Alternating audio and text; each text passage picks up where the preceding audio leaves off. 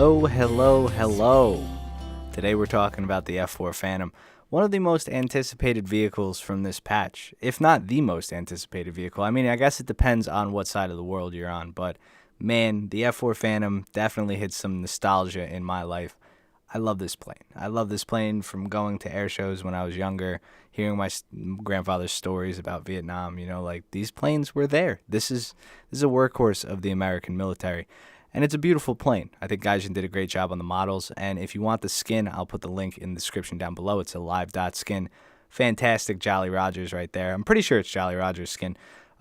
Usually found on F-14s, but beautiful. But let's get down to the brass tacks of the F4 Phantom.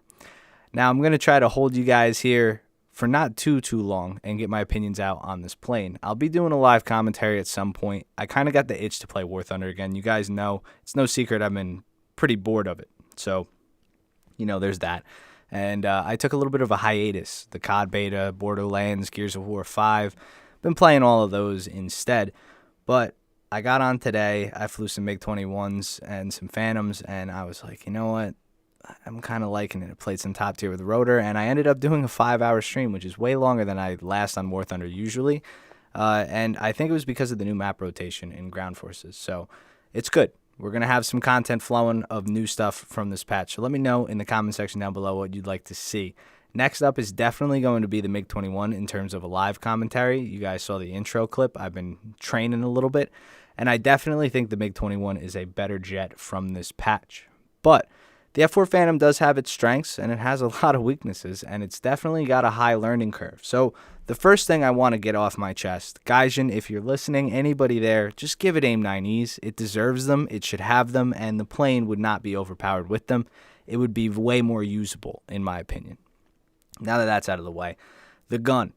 Great gun, fantastic Vulcan cannon on this thing. You can get up to 3 of them in gun pods, but they're aimed down, which is not only unrealistic, but very annoying to aim. So what you're seeing where the reticle is not a glitch on your screen. This is actually how you have to aim this thing, and it makes it a nightmare to play.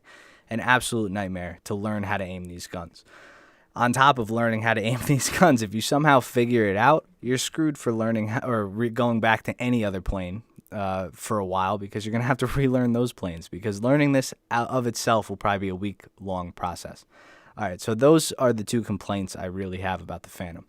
So maybe, make the reticle a little bit better and give it AIM-9Es, because AIM-9Es are insane, and they're offered on the F100, which I do think is a dark horse of this patch, and I'm going to cover that as well. Okay, so now that that's out of the way, the F4 Phantom as an actual jet, how does it perform? Is it good? Well, it's fast, and it's kind of sluggish, but that's what you would expect when you strap 2 of the largest engines in War Thunder on a jet and, send it to the moon. Climb rate, fantastic. It's very fast on the deck. It's very fast up high. It can go Mach 2, obviously. It's got good radar, not the type of radar you see on the MiG-21 or, like the PT. It has a scanning radar that you can lock on. It has a new type of lock-on method. This is like from Gaijin for this patch, is that new radar lock system for the gun sight, which is pretty cool, pretty neat.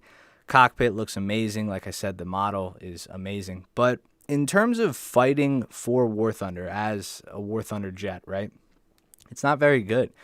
And it takes a lot to learn. So I'm not even at the cusp of what I can do with this thing, and I already don't even want to do it anymore. It does seem that they fixed the negative fuel starvation.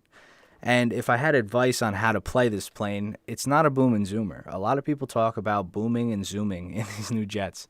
You don't boom and zoom in any jet anymore, because when you do that, you become a low-hanging fruit. All of these jets have access to afterburners now, or at least the top-tier jets that you're going to be facing have access to afterburners. And afterburners, they don't make boom and zooming a thing.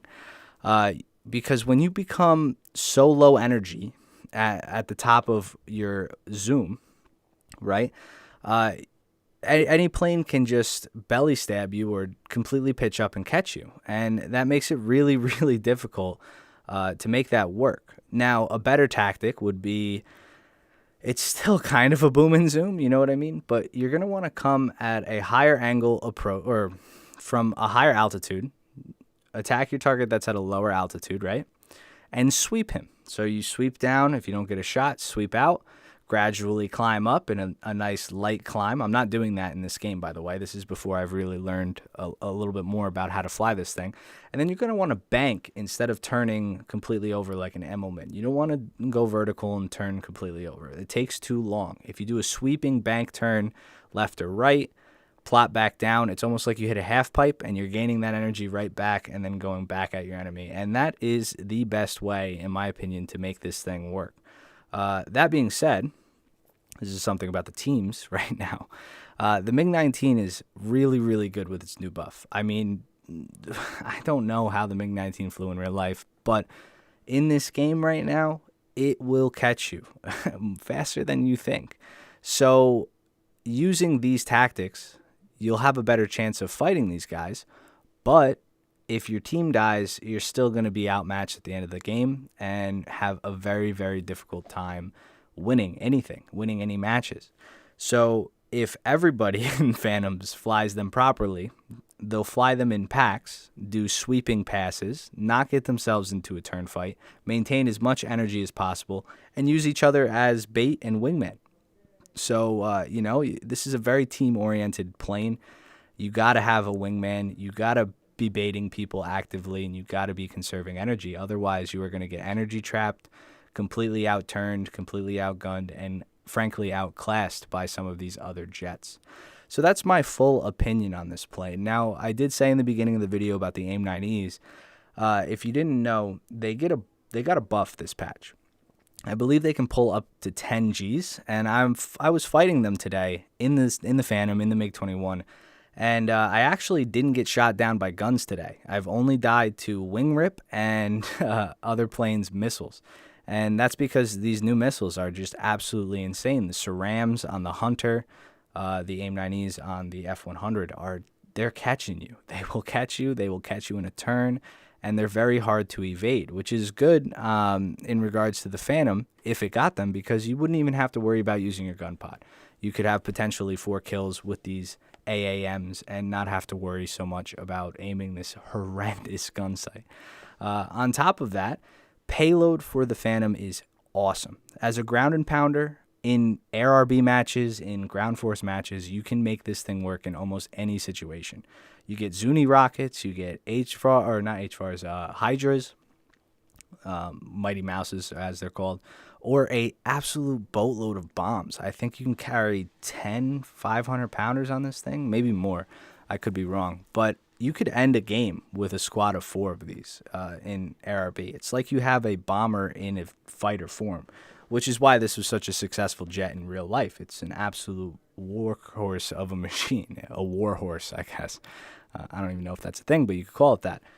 And there's a couple different strategies you can employ with this as well. So if you take 3 guns, right, and don't put the gun upgrade on this, saying that you have it spaded, right? Don't put the gun upgrade.